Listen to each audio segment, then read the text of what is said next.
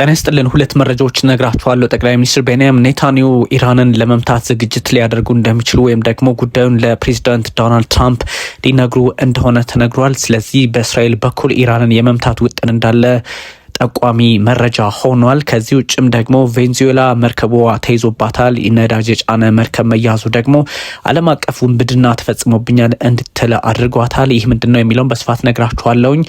መካከለኛው ምስራቅ ላይ ጠቅላይ ሚኒስትር ቤንያሚን ኔታንያሁ እንግዲህ ፕሬዚዳንት ዶናልድ ትራምፕን በአዲስ መልክ ኢራን ላይ ጥቃት ለመሰንዘር ይጠይቃሉ። ይህም ደግሞ በዚህ ወር መጨረሻ ላይ ወደ አሜሪካ ይጓዛሉ፣ ፍሎሪዳ። እዛ ቦታ ላይ ሲሆኑ ደግሞ ትልቁ ዓላማቸውና ጉዳያቸው ለፕሬዚዳንት ዶናልድ ትራምፕ ጥቃት እንዴት እንሰንዝር፣ እናንተም ተባበሩን፣ እኛም መሰንዘር እንችላለን የሚል ሀሳብ ሊያቀርቡ እንደሚችሉ ነው የተገመተው።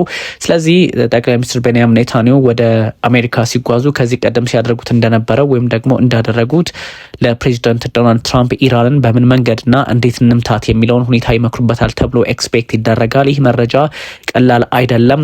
ምክንያቱም እስራኤል እና እንደዚሁም ደግሞ ከአሜሪካ ስማቸው እንዳይጠቀስ የፈለጉ ፖለቲከኞች ያነሱት ሀሳብ እንደሆነ ነው የተነገረውና ጠቅላይ ሚኒስትር ቤንያሚን ኔታንያሁ ለፕሬዚዳንት ዶናልድ ትራምፕ በጉዳዩ ላይ ወይም ደግሞ ፖሲብሊ አዲስ ጥቃት በኢራን ላይ ለመሰንዘር የሚያማክር ሀሳብ ያቀርቡላቸዋል፣ እቅዳቸውን ይነግሯቸዋል ተብሏል።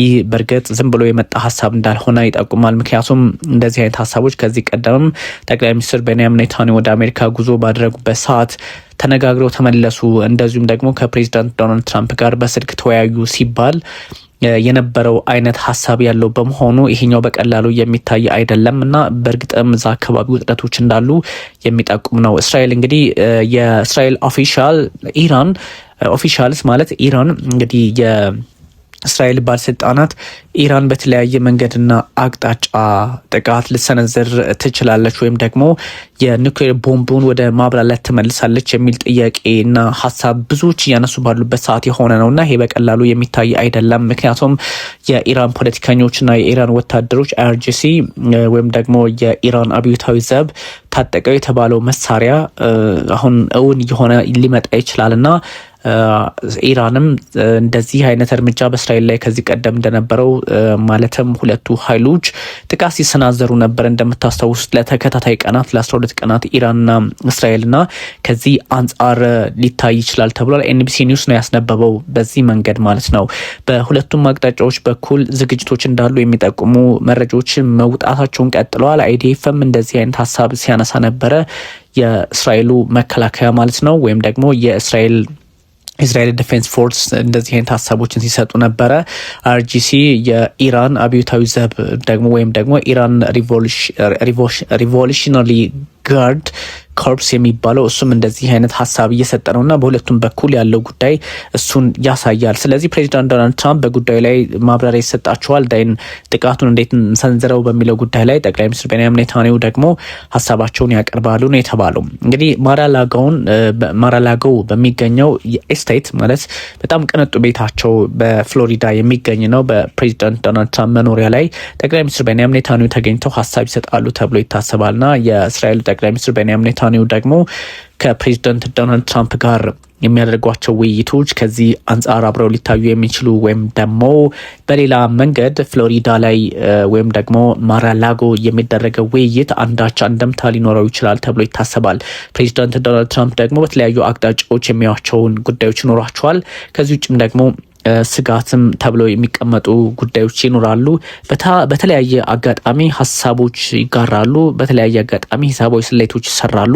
ፕሬዚዳንት ዶናልድ ትራምፕ በራሳቸው መንገድ የሚሄዱባቸውን ርቀቶች ያስተካክላሉ። እንደዚሁ የእስራኤሉ ጠቅላይ ሚኒስትር ቤንያሚን ኔታንያሁ በራሳቸው መንገድ በራሳቸው የፖለቲካ ሂሳብ ስሌት ወታደራዊ እርምጃ አቋማቸውን ግምት ውስጥ አስገብተው ወደዛ አካባቢ ይሄዳሉ ተብሎ ነው የታሰበው። እንግዲህ ከዚህ አንጻር ደግሞ መረጃዎች ምን ይላሉ የሚለውንም ማየት እጅግ አስፈላጊ እንደሆነ ነው የተነገረው። የእስራኤሉ ጠቅላይ ሚኒስትር ቤንያሚን ኔታንያሁ ወደ አሜሪካ ሲጓዙ እንዲሁ ዝም ብለው እንዳልሆነ በግልጽ እየተነገረ ነው ወይም በተለያየ መንገድ የሚለካ ነው። እስራኤልና ሐማስ ወይም ደግሞ የእስራኤል ኃይሎች ከሐማስ ጋር ያላቸውን ውጥረት በተመለከተ የተለያዩ ጥያቄዎች እየበዙ ባሉበት ሰዓት ተኩስ አቁም ሊደረግ ነው የሚሉ መረጃዎች ይወጡ ባሉበት ሰዓት እንደ ካታር፣ ቱርክና ግብጽ ያሉ ሀገራት ወደ ሚያሚ ፍሎሪዳ እዛው አሁን ማራላጎ በሚገኝበት ቦታ ላይ ጠቅላይ ሚኒስትር ቤንያሚን ኔታንያሁ ይሄዱበታል ተብሎ የሚታሰብበት ቦታ ላይ ፍሎሪዳ፣ ሚያሚ የተለያዩ ውይይቶችን አድርገዋል። እነዚህ 4 ሀገራት አሜሪካን ጨምሮ ማለት ነው። ያ ማለት አንካራ፣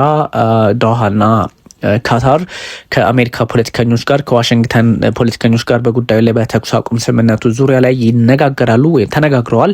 በሱ ጉዳይ ላይ ነው እንግዲህ የተለያዩ ሀሳቦች የተነሱ ባሉበት ሰዓት ፕሬዚዳንት ዶናልድ ትራምፕ ደግሞ ጠቅላይ ሚኒስትር ቤንያሚን ኔታንያሁ ጥቃቱን እንዴት መሰንዘር እንዳለባቸው ሊነግሯቸው ነው የሚሉ ሀሳቦች ይወጡ ያሉትና ዱሪንግ ዘ ሰሚት ኔታንያሁ እንግዲህ ኤክስፔክት ከሚደረጉባቸው ጉዳዮች መካከል የኢራን ሁኔታ ነው። ምክንያቱም የኢራን ጉዳይ በቀላሉ የሚታይ ባለመሆኑ ብዙ ሰዎች መንገዳቸውን በባሊስቲክ ሚሳይል ጭምር እያደረጉት መጥተዋልና መካከለኛው ምስራቅ ያሉ ኃይላት ይሄን ታሳቢ ያደርጋል ነው። ጠቅላይ ሚኒስትር ቤንያሚን ኔታንያሁ እንግዲህ የኢራን ባሊስቲክ ሚሳይሎች ፕሮግራም በጣም ስዊፍትሊ በፈጠነ መንገድ ምላሽ የሚሰጠው ካልሆነ ጥያቄ ያስነሳል ወይም ጥቃት ሊያሰነዘርብን ይችላል የሚል አረዳድ አላቸው። እሳቸው በዛ ልክ ነው ግንዛቤ ያላቸውና ዩናይትድ ስቴትስ could be invited to join in bilateral action የሚል ሀሳብም ጋራ ይገኛል። ያ ማለት አሜሪካ ተጋብዛ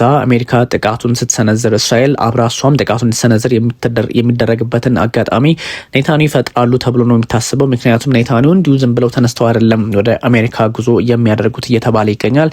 የኢራን ሚሊታራይዜሽን በጣም አስቸጋሪ ሆኗል። ሪፕሬዘንት የሚያደርገው የአሜሪካን በመካከለኛው ምስራቅ ያለውን ሪጂናል ጥቅም ወይም ቀጠናዊ ጥቅሞችን ታሳቢ ባደረገ መንገድ ጥቃቶች እንዲሰነዘሩ በማድረግና ስጋት ኢንሴኩሪቲ እንዲኖር በማድረግ የተለያዩ ስራዎችን ለመስራት ሀሳብ እንዳላቸው እና ጠቅላይ ሚኒስትር ቤንያሚን ኔታንያሁ እና አያቶላ አሊ ሀመኒ ይጠቁማል የሚል አረዳድና መረጃ ስላለው ነው እንደዚህ አይነት ሀሳቦች በግራም በቀኝም የተለያዩ ጥያቄዎችንም ይዘውም ቢሆን እየተነሱ የሚገኙትና የሁለቱ አገራት ዳግም ወደ ውጥረት ውስጥ የሚገቡበት አጋጣሚ ካለ በእርግጥም መካከለኛው ምስራቅ አይደለም ዓለም የማትሸከመው ነውጥ ሊፈጠር ይችላል ነው እንግዲህ ኮመንቶች የመጡት ከቀናት በፊት የሞሳድ ኢንቴሊጀንስ ኤጀንሲ ኃላፊ ያሉት ነገር ነበራቸው።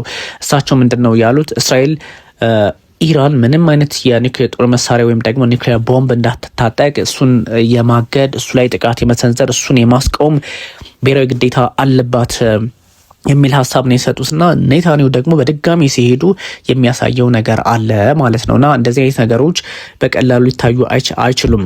ዴቪድ በርኒያ እንግዲህ ያሉት ምንድነው አይዲያው ኮንቲኔንስ የሆነ የኢራን የኒውክሌር ቦምብ የመታጠቅ ህልምና ውጥን ፍላጎት አስፓይሬሽን መቆም አለበት። ስለዚህ እንደዛ የማይሆን ከሆነ ኢራን ደግሞ ኃላፊነቷን ትወጣለች ነው እስራኤል ኃላፊነቷን ትወጣለች ነው ያሉት። እስራኤል ኃላፊነቷን የምትወጣው በምንድን ነው?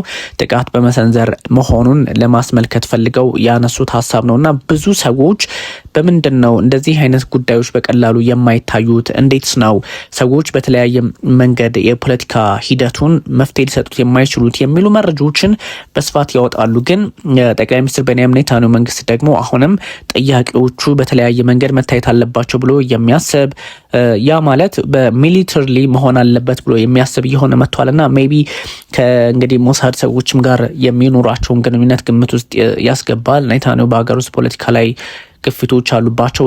እሳቸው ደግሞ ይሄኛውን ትንሽ ቦታ ማስያዝ የሚጠበቅባቸውና ብዙ ግራ ቀኝ የሚታዩ ጉዳዮች መኖር እንዳለባቸው ነው የሚነገረው። ግን እንደዚህ አይነት ሁኔታዎች ዋጋ የሚያስከፍለው ኢራን ብቻ ሳይሆን እስራኤልንም ነው። ከዚህ ቀደም ስላየ ነው በ12 ቀናቱ በሰኔው ጦርነት በጣም በሚያስፈራ ሁኔታ ነበረ ሁለቱም ኃይላት ጦር መሳሪያ የሚሳኤል ጦር መሳሪያ መለዋወጥ ውስጥ ገብቶ የነበረውና ይሄ በዓለም ፖለቲካ ላይ ትንሽ መወጋገዝን ያመጣም ነበረ።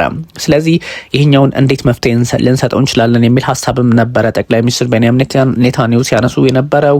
እንደዚሁም ደግሞ የኢራን ፖለቲከኞች በዛ ልክ ነበር ሀሳባቸውን ሲያነሱትና ይሄ በተለያየ አቅጣጫ የሚታይ ነው። ሞሳድ እንግዲህ የተለያዩ ስራዎችን ሊሰራ እንደሚችል ወይም ደግሞ ግልጽ ኦፕሬሽን እንዳለው ይታወቃል በኢራን ፖለቲካ ውስጥ። ይሄኛውን በብዙ አቅጣጫ ለማየት የሞከሩ ሰዎች ነበሩ። ግን ኔታንያሁ አንዳች ችግር ሊፈጠር እንደሚችል ደጋግመው በማስረዳት ላይ ይገኛሉና አንዳንድ ሰዎች በሚያስቡት ልክ በቀላሉ ይሄ ጥቃት ተሰንዝሮ በቀላሉ አንዱ ሌላውን አጥቅቶ የሚቆም እንዳልሆነ ታሳቢ መደረግ አለበት የሚለውን እንደዚሁ መያዝ ያስፈልጋልና በጣም የዓለማችን መገናኛ ብዙሃን በስጋት መልክ ከሚዘግቧቸው ዜናዎች መካከል ይሄኛው ነው። ወይም ደግሞ የእስራኤልና የኢራን ውጥረት በምን መንገድ መገለጽ አለበት? እስራኤልና ኢራን መፍትሄ ማምጣት አይችሉም ወይ? እነሱ ምንድነው በዚህ ልክ ሁልጊዜም ቢሆን በጦርነት አውድ ውስጥ ሊገቡ የሚችሉት? ሌላ መፍትሄ ማምጣት አይቻልም ወይ የሚል በጣም ፖለቲካዊ አረዳዱ መልኩን የቀየረ የፖለቲካ ግንዛቤ ውስጥ ሰጥተው ነው መገናኛ ብዙሃን የሚዘግቡትና ይሄ በቀላሉ የሚታይ አይደለም። አንዳንድ ሰዎች በሚያስቀምጡት ልክ፣ አንዳንድ ሰዎች በሚገልጹት ልክ ብቻ አይደለም። ይሄ ብዙ መንገድን የተጓዘ ብዙ አመታትን ከ40ና ከ45 አመታት በላይ የቆየ የሁለቱ አገራት የፖለቲካ ቁርሾ፣ ወታደራዊ ቁርሾ ነውና ይሄ በቀላሉ የሚታይ ከሆነ ውጥረቶች ሌላ መልክ እንደሚኖራቸው ሳይታለም የተፈታ ነው እና ብዙ ሰዎች አቅለው የሚመለከቱት ጉዳይ እንዳልሆነ በግልጽ ያሳያል። እንግዲህ ወደ ሁለተኛው መረጃችን ስንሻገር አሜሪካ የቬንዙዌላ ነዳጅ ጫኝ መርከብ በቁጥጥር ስር መዋሏ አነጋጋሪ ሆኗል። ይሄኛው የሆነው ለሁለተኛ ጊዜ ነው። አሜሪካ ለሁለተኛ ጊዜ ነው በቬንዙዌላ ላይ እርምጃ ስትወስድ ከ30 በላይ መርከቦች ተመተዋል። 104 እና ከዛም በላይ ሰዎች ህይወታቸውን አጥተዋል ከዚህ በፊት እና ይሄኛው ግልጽ ደግሞ ሌላ አይነት ለሁለተኛ ጊዜ ነው ያልኳቸው የነዳጅ ጫኝ መርከቦችን በቁጥጥር ስታውል ማለት ነው። ይህ ምንድነው?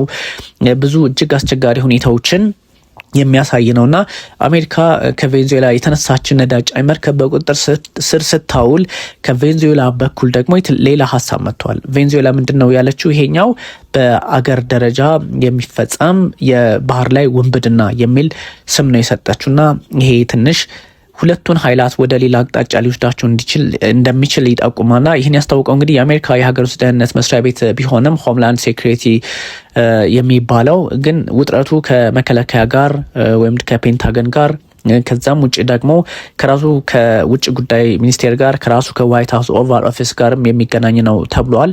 የነዳጅ የጫነችው መርከብ እንግዲህ በቁጥጥር ስር የዋለችው በአንድ ወር ውስጥ እንግዲህ ለሁለተኛ ጊዜ ሆኖ ተመዝግበዋል። ያ ማለት በአንድ ወር ውስጥ አንድ ወር ባልሞላው ጊዜ ውስጥ አሜሪካ በጣም በቅርቡ ነው አንድ ሳምንት እና በዛ አካባቢ ባለ ጊዜ ውስጥ ነው ሁለተኛውን መርከብ በቁጥጥር ስር ያዋለችውና ፕሬዚዳንት ዶናልድ ትራምፕ ማክሰኞ ማዕቀብ የተጣለባቸው የትኛውም ከቬንዙዌላ የሚነሱና የቬንዙዌላን ጭነው ወደ ሌላ ቦታ የሚሄዱ ወደ ቬንዙዌላ የሚገቡ የነዳጅ ጫኝ መርከቦች ይያዛሉ፣ እንዳይወጡ እንዳይገቡ ከልክለዋል። ያማይሆን ከሆነ ግን በቁጥጥር ስር እናውላቸዋለን የሚል ሀሳብ ነበር የሰጡት። ይሄኛው ደግሞ ትንሽ የቬንዙዌላን ሀብት የመመዝበር የቬንዙዌላን ሀብት የመውሰድ አዝማሚያ ተደርጎ የሚወሰድ ሆኗል። ቬንዙዌላ ግን አሜሪካ መርከቧን መያዟን በጣም እየተቸች ይገኛል። ይሄ አፈና ነው፣ ዘረፋ ነው የሚል ወይም ደግሞ የኢንተርናሽናል ፓይረሲ ነው ወይም ፓይረሲ ነው የሚል ሀሳብ ነው እየሰጠች የሚገኘውና ፕሬዚዳንት ኒኮላስ ማዱሮ ደግሞ መንግስታቸው የቬንዙዌላ ማለት ነው ብዙ ተፈጥሯዊ ሀብቷን ለመዝረፍ የፕሬዚዳንት ዶናልድ ትራምፕ አስተዳደር የሚያደርገው ነው የሚል ሀሳብ ሰጥተዋል።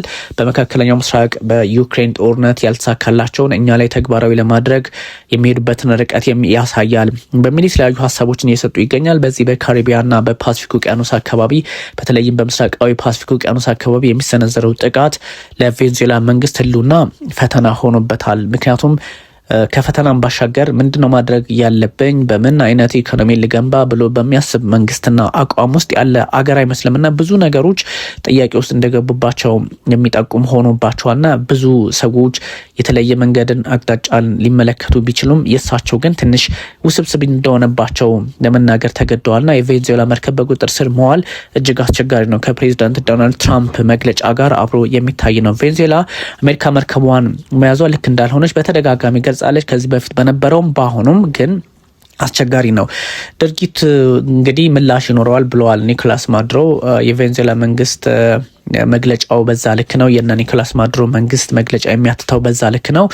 እንግዲህ ምን አይነት እርምጃ ይኖረዋል እሱን የምናየው ይሆናል። ግን ብዙ ሂደቶችን ደግሞ ስንመለከታቸው ለተባበሩት መንግስታት የጸጥታው ምክር ቤት ዩኤንኤስሲ እንደዚሁም ለሌሎች የዓለም መንግስታት ያው ለነ ራሽያና ቻይና፣ ኢራን መሰል ሀገራት ቅሬታ ለማቅረብ ውሳኔ ወይም ደግሞ ሀሳብ እንደሚያቀርብ ይፋ አድርገዋል። የውጭ ጉዳይ ሚኒስቴሩ ማለት ነው። የቬንዙዌላ ግን በምን መንገድ ነው አሜሪካን መቆጣጠር የሚቻለው የሚለው እጅግ አስቸጋሪ ነው። አሜሪካ ያላት የኢኮኖሚ ያላት የፖለቲካ ያላት የወታደር አቅም የሚታወቅ ስለሆነ እንዴት በቀላሉ ሊታይ ይችላል የሚለውም ደግሞ ታሳቢ መደረግ እንዳለበት ራሳቸውና ኒኮላስ ማዱሮ በተለያየ መንገድና አቅጣጫ ካልያዙት እጅግ አስፈሪ ጊዜያትን ሊመጣባቸው እንደሚችል ግልጽ ነው። እንግዲህ በአሜሪካ የባህር ዘብ አባላት ናቸው። ይሄ የኮስት ጋርድስ የሚባሉት ናቸው ይህን ጥቃት የሰነዘሩትና ቬንዙዌላ ነዳጅ ጫኝ መርከብ በቁጥጥር ስር ውላለች በሚል በግልጽ አስቀምጠዋል። መርከቧ እንግዲህ ዓለም አቀፍ የውሃ ክልል ላይ ወይም ኢንተርናሽናል ወተር ላይ ነበረች፣ ዓለም አቀፍ ውሃ ላይ ነበረች እና ለምን እንደዚህ ሆነ? ዓለም አቀፍ ውሃ ላይ ያለች መርከብ ለምን ተያዘች የሚል ጥያቄም ለመነሳት የሚሞክሩ አሉ። ግን የአሜሪካ የሀገር ውስጥ ደህንነት ደግሞ የራሱን አንደኛ ፕሬዚዳንት ዶናልድ ትራምፕ ትእዛዝ ሰጥተዋል። የእሳቸው ትእዛዝ መከበር አለበት። ፕሬዚደንሻል ኦርደር ነው፣ ኤክስኪዩቲቭ ኦርደር ነው፣ ፈርመውታል። እጅግ አስቸጋሪ ነው እና የአሜሪካ የሀገር ውስጥ ደህንነት ሚኒስትር ሆምላንድ ሴኩሪቲ ስቴት ኦፍ የሚባለው ማለት ነው። እሱ ምንድን ነው? ወይም እሳቸው ክሪስቲ ኖኤም የሰጡት ሀሳብ አለ። በቁጥጥር ስትውል የሚያሳይ ቪዲዮ በኤክስ ገጻቸው ላይ ከማጋራታቸውን ባሻገር ለአሜሪካ ህልውናና ደህንነት ብዙ መስራት አለብን፣ ስለዚህ ዌር ዶይን እንዳወያይ የሚል ሀሳብ ነው የሰጡትና ታህሳስም እንግዲህ 20 ላይ ወይም ደግሞ ታህሳስ 20 ላይ እንደዚሁ አይነት እርምጃ መወሰዱ የሚታወስ ነውና ኦፕሬሽኑ እጅግ አስቸጋሪ ነው። የአሜሪካ ባህር ዘብ ከጦር ሚኒስቴር ጋር ያ ማለት ጦር ሚኒስቴር ፔንታገን ማለት ነው። ከዚህ በፊት መከላከያ ሚኒስቴር የነበረው ከቬንዙዌላ የተነሳችውን ነዳጅ ጫኝ መርከብ መያዙን በግልጽ አስቀምጧል። እንግዲህ ታህሳስ 20 ላይ ማለት ነው። ብዙ እጅግ አስቸጋሪ ነው።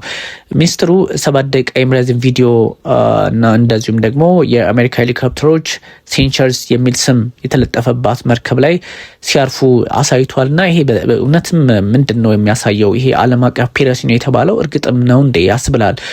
ምክንያቱም ይሄ እንደዚህ በዚህ አይነት ልክ በስቴት ደረጃ ያለ በሀገር ደረጃ ያለ መንግስት በዚህ ልክ እንዴት ሊሆን ይችላል የሚል ጥያቄ የማስነሳቱ ነገር ሳይታለም የተፈታ ነውና ብዙ ሰዎች በተለያየ አቅጣጫ ለማየት ይሞክራሉ፣ ግን እጅግ አስቸጋሪ ነውና በ7 ደቂቃ ቪዲዮቸው ያን ታይቷል። እንግዲህ አሜሪካ ማዕቀብ የተጣለባትን ነዳጅ እንቅስቃሴን መቆጣጠር ትቀጥላለች የሚል ሀሳብም ነው እዛው ላይ የተሰጠው። እንግዲህ ብዙ ጉዳዮች እዛ አካባቢ የሚነሱ ሀሳቦች አሉ። ግን ትንሽ ውስብስብ እንደሆነ ደግሞ ለመገመት አያዳግትም። ምክንያቱም ሰዎች በሚሉት ብቻ ሳይሆን አሜሪካ በምትሰነዝረው ጥቃትን ብቻ ሳይሆን ይሄኛው ጦስ የተለያዩ ኃይላትንና አገራትን ይዞ የሚመጣ የሚያሰልፍ ነው። እንደነ የራሽያው ፕሬዚዳንት ቭላዲሚር ፑቲን አብረናችሁ እንቆማለን በሚል ለነ ማድሮ ሀሳብ ሰጥተዋቸዋልና ይሄ ደግሞ በእርግጥም ጥያቄ ሊያስነሳ የሚችል እንደሆነ ሳይታለም የተፈታ ያደርገዋልና ብዙ ሰዎች ግን በተለያየ አቅጣጫ የራሳቸውን ፍላጎት ለማስቀመጥ የሚሞክሩበት አውድ ሊፈጥር ይችላል።